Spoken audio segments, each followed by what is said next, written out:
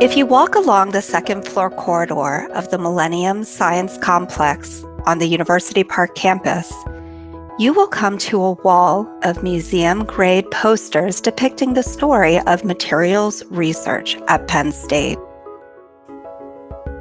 The scientists and engineers enshrined on these walls come from many disciplines, from different eras, but their contributions make them pioneers of materials.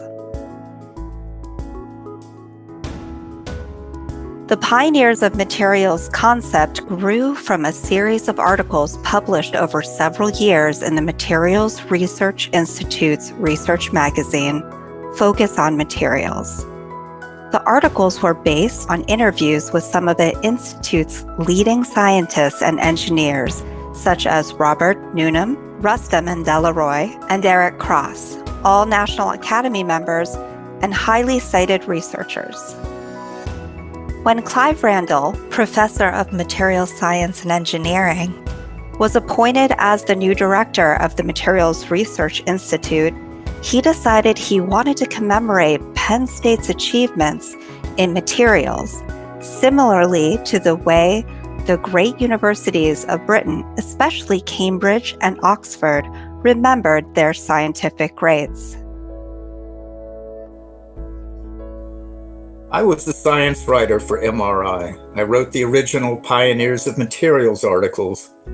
When Clive asked me and my colleague Jen McCann to come up with ideas for a memorial, my first thought was the kind of posters I had recently seen at a museum I visited on a visit to Boston. When I mentioned this to Jen, she began to research possible design companies on the web. She found a company in California that printed posters on metal that were guaranteed not to fade for at least 60 years. I had never heard of posters on metal, but it fit the theme of our display.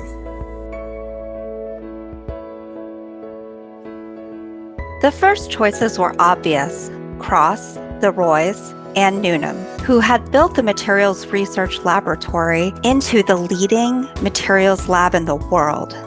So too were Erwin Mueller, the first person to see the atom, and Voldemar Weil, the father of glass science. After that, further choices required consultation and consensus.